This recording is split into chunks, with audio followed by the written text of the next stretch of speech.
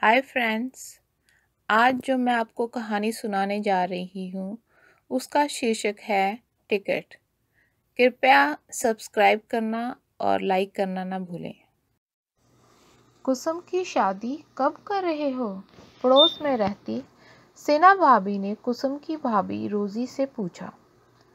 रिश्ता मिलने की देर है, हम तो पूरी तैयारी में हैं। गली के कोने में खड़ी रोजी ने पड़ोस में रहती महिला को जवाब दिया, जिसे सभी सिन्हा भाभी कहकर पुकारते थे। कुसुम छोटे से शहर में एक मध्यवर्गीय परिवार में पली बढ़ी थी। उसे कभी अपने शहर से बाहर जाने का अवसर नहीं मिला। उसके दो बड़े भाई थे, परंतु ज़्यादा पढ़े लिखे न होने के कारण पिताजी के साथ खेलों के सामान की दुकान चलाते थे। कुसुम बचपन से ही मेहनती परंतु शर्मीले स्वभाव की थी। पढ़ाई पूरी करते ही वह 5वीं कक्षा तक के अंग्रेजी स्कूल में प्राइवेट अध्यापिका लग गई। उसको 700 रुपये वेतन मिलता था। कुसुम को बड़े शहर की हवा नहीं लगी थी। वह छोटे शहर की सीधी सादी परंतु सुंदर लड़की थी। पिताजी अखबार के मैट्रिमोनियल के कॉलम में कुसुम के लिए रिश्ते देखते रहते थे। उनको लगता था कि उनकी बेटी पढ़ी लिखी है, इसलिए वह पढ़ा लिखा लड़का या कोई अफसर ही ढूंढते थे। एक दिन उन्होंने फौज के एक कप्तान का रिश्ता पढ़ा। बिना झिझक कुसुम से पूछे बगैर लड़के वालों को चिट्ठी डाल दी। चिट्ठी का जवाब भी तुरंत ही आ गया कि हम लड़की देखना चाहते हैं। कुसुम के पिताजी की खुशी का ठिकाना न रहा। पिताजी खेलों का सामान सप्लाई करने के लिए या फिर ऑर्डर लेने के लिए अक्सर फौज में आते जाते रहते थे। उनको कप्तान की शान शौकत का एहसास था। घर में सिवाय पिताजी के किसी को बाहरी दुनिया का ज्ञान न था। अंधों में काना राजा के समान पिताजी घर में अपने आप को सबसे ज़्यादा बुद्धिमान समझते थे। आखिर पिताजी ने घर वालों को बताया कि कुसुम को एक कप्तान देखने आ रहा है। पिताजी, आपने बिना पूछे लड़के को चिट्ठी डाल दी? कुसुम पिताजी को डांट कर बोली। तो क्या तुम अफसर से शादी नहीं करना चाहती? पिताजी ने हैरानी से पूछा। वो बात नहीं है पिताजी, परंतु ये लोग और तरह की लड़कियां पसंद करते हैं, जो ज़्यादा मॉडर्न तथा अंग्रेज़ी बोलने वाली होती हैं। कुसुम ने कहा।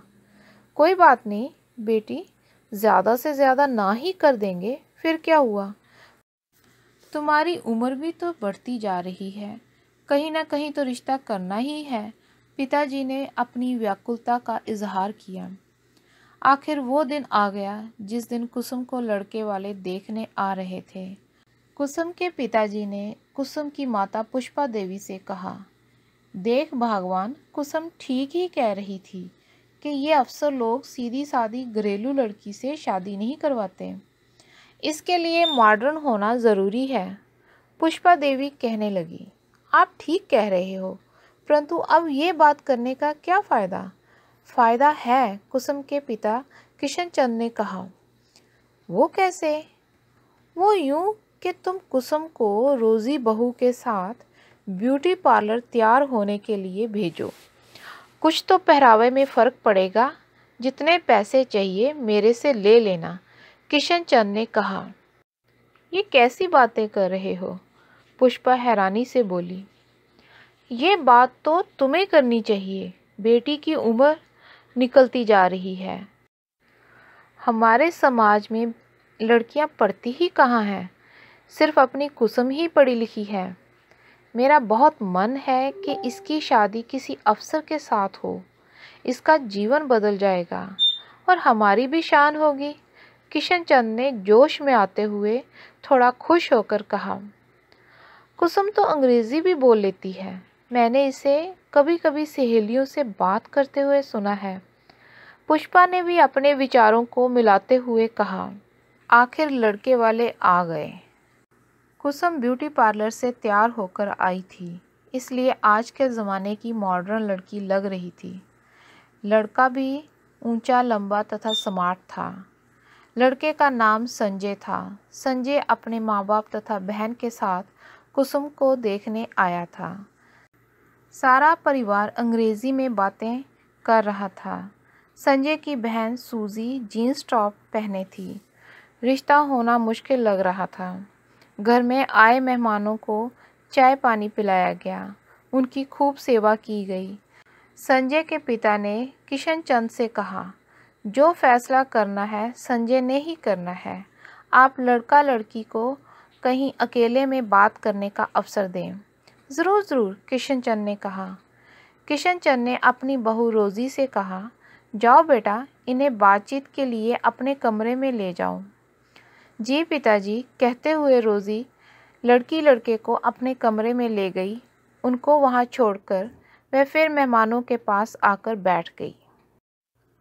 संजय ने कहा, it appears as you are very much afraid. ऐसा लगता है आप बहुत डरी हुई हैं।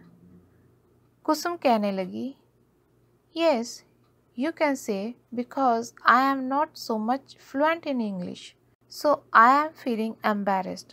हाँ, आप कह सकते हैं, क्योंकि मैं अंग्रेज़ी ज़्यादा अच्छे से बोल नहीं पाती हूँ, इसलिए मैं घबराई हुई हूँ। संजय ने सिर हिलाते हुए कहा, आप कभी दूसरे शहर भी पढ़ने गई हैं या फिर इसी शहर में सारी पढ़ाई की है? संजय ने बड़े प्रेम से पूछा।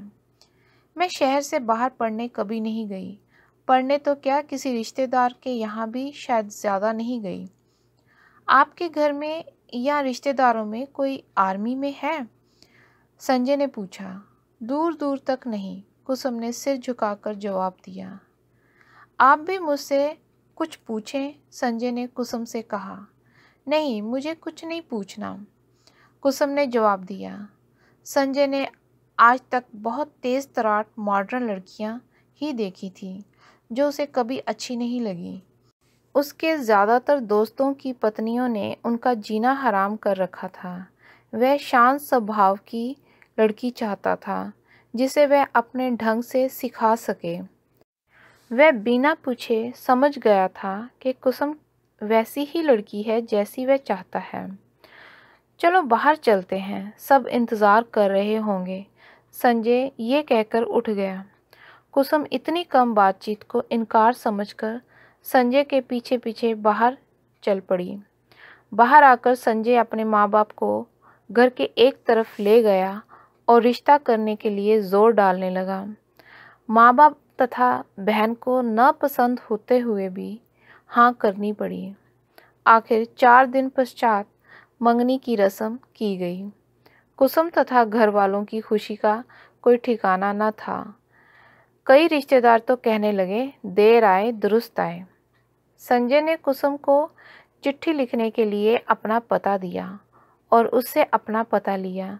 दोनों ने फ़ोन नंबर भी एक दूसरे को दिए। संजय की पोस्टिंग श्रीनगर में थी।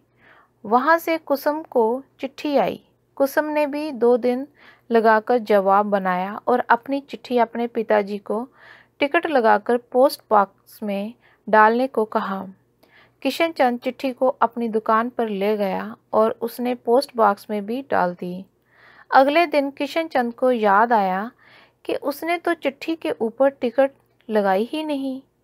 कुसुम स्कूल में पढ़ाने जाने के लिए तैयार हो रही थी कि अचानक बरामदे में बैठे किशन चंद ने कुसुम को आवाज़ दी और पूछा, कुसुम, कल तुमने जो पत्र मुझे दिया था, क्या उस पर तुमने टिकट लगाई थी?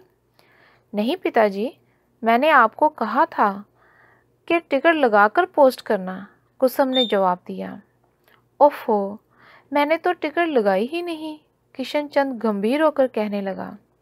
अब क्या होगा पिताजी? कुसुम परेशानी में बोली। किशन चंद ज़्यादा पढ़ा लिखा तो नहीं था, परंतु अपनी समझ मुताबिक बोला, संजय श्रीनगर में है, वहाँ पर बहुत सख्ती है। उसका पता भी सीधा नहीं। पहले चिट्ठी कहीं और जाती है, वहाँ सारी चिट्ठियाँ पढ़ी जाती हैं। जिन पर टिकट नहीं होगा, उन पत्रों की इंक्वायरी भी हो सकती है। कुसुम डर गई। उनके घर में सिवाय पिताजी के फ़ौज के बारे में दूसरा कोई भी जानकारी रखता नहीं था। किशन चंद भी फ़ौज के जवानों तक की ही सीमित था। अफसरों का उसे ज्ञान नहीं था। इंक्वायरी के बाद क्या होगा पिताजी? संजय को कोर्ट मार्शल भी हो सकता है, किशन चंद ने दुखी होकर कहा। कोर्ट मार्शल क्या होता है पिताजी? कुसुम ने कांपते हुए पूछा। शायद सजा होती है। आजकल तो मालूम नहीं, अंग्रेज़ों के समय तो सिपाही को कोड़े मारे जाते थे। किशन ने अपने दिमाग पर जोर देते हुए कहा। कुसुम को अचानक याद आया कि स्कूल के लिए देरी हो रही है। वह बोली, मैं जाती हूँ पिताजी, मुझे स्कूल में देरी हो जाएगी। स्कूल में उसका चेहरा मुरझाया हुआ था। उसकी एक सहकर्मी रोहिणी मैम ने पूछा, क्या बात है कुसुम, उदास क्यों हो? कुसुम की आंखों में आंसू आ गए और उसने सारी बात रोहिणी मैम को बता दी। रोहिणी मैम ने कहा, वैसे तो जहाँ तक मुझे जानकारी है ऐसा कुछ नहीं होता। हाँ, अगर तुम्हें टेंशन है तो एक बार मेरे साथ रिसेस में चलना, हम स्कूल के बाहर वाली एसटीडी से फ़ोन करके देख लेते हैं। तुम संजय को सारी बात बता देना।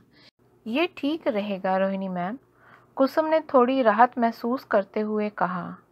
कुसुम और रोहिणी एसटीडी पर फ़ोन करने गए।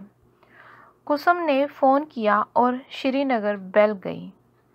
कुछ समय पश्चात किसी और ने फ़ोन उठाया और हेलो कहा। कुसुम जी, मैं संजय साहब से बात कर सकती हूँ?